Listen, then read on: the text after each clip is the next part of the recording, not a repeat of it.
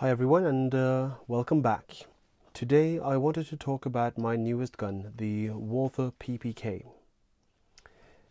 One of my heroes growing up was 007 himself, James Bond, and I can vividly remember watching the movies with my dad, with the notable exception of Die Another Day, which featured the P99. It has been seen in Bond's hands in every single official movie of the series.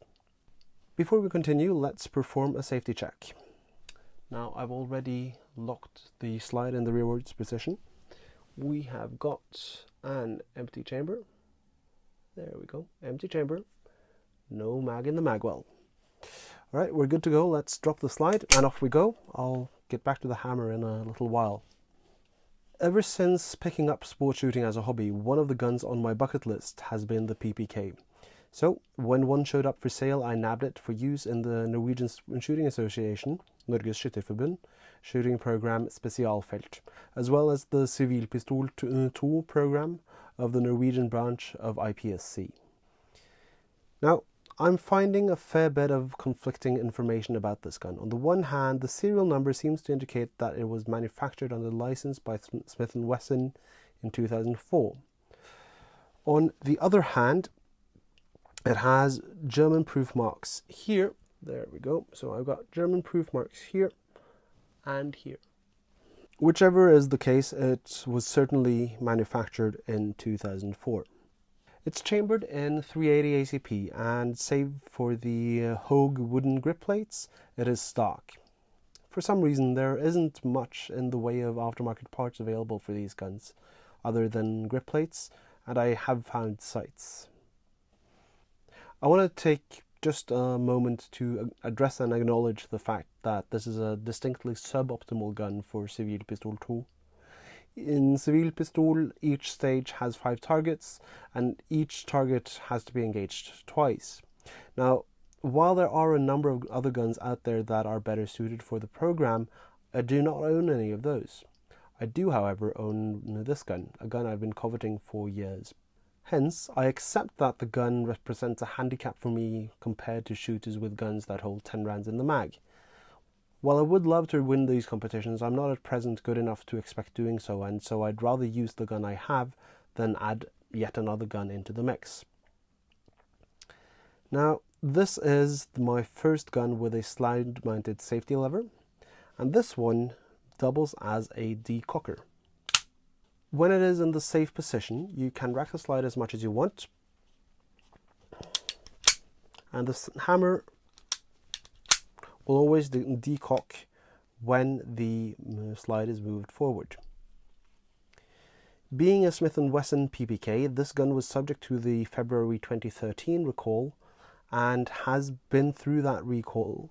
While it is not overly clear, there is a dimple in the back of the frame right here to indicate that the gun has been fitted with a new hammer block. Now let's have a look at disassembly.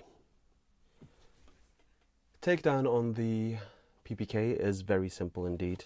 You pull the trigger guard out of the way and tilt it off. So there's a bit of slop.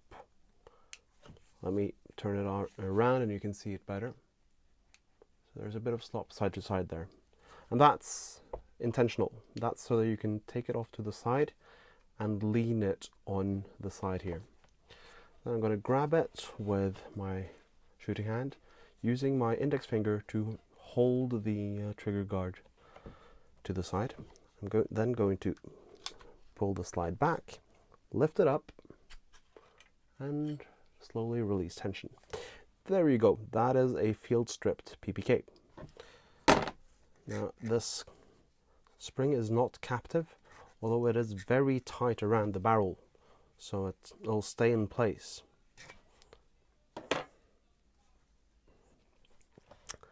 Really couldn't be simpler. And reassembly is much the same thing. Again, I grab it, I hold the trigger guard to the side, I align the spring and barrel with the corresponding hole in the slide, and I simply pull it back, and there we go.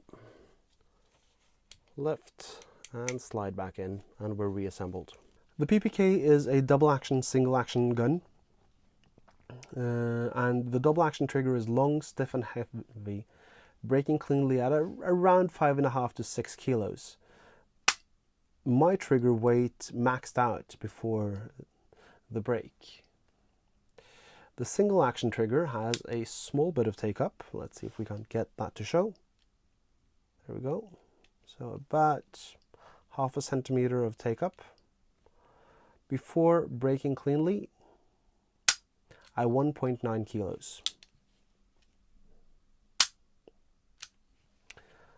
I am the second owner of this gun. The former owner reported that they had fired about 1,100 rounds before selling it on. It weighs in at just over 600 grams and feels well balanced and stable in the hand. It's slightly rear heavy, so when I fit it with a magazine, empty magazine of course, I can actually set it down. This is the pinky shelf in the style mag.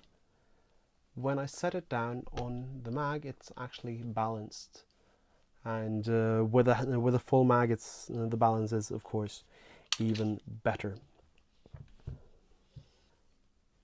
The gun has got open sights, which I find to be very easy to read. The rear sight has a red dot, which you can then line up with the corresponding red dot on the front sight.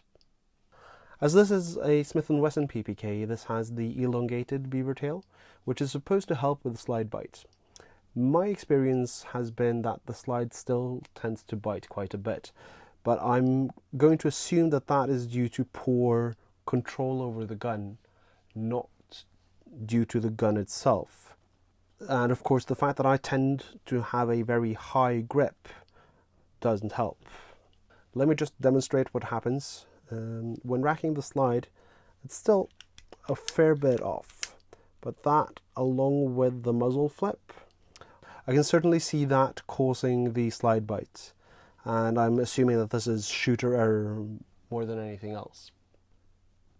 While the recoil does feel quite snappy and, well, somewhat aggressive, I don't have any problems with it. The gun feels easy to control. It's easy to get it back on target. And I think just some more trigger time on this baby will help me overcome my issues with the slide bite. And, well, in the meantime, I'll just tape up my hand.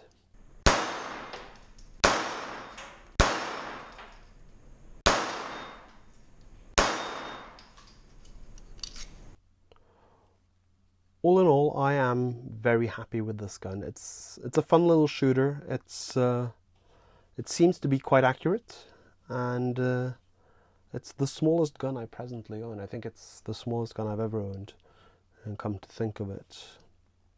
The rather small grip does leave me without anywhere to put my pinky when I'm firing it, but all of my mags have this extended shelf, which gives me somewhere to put the pinky and gives me a full grip.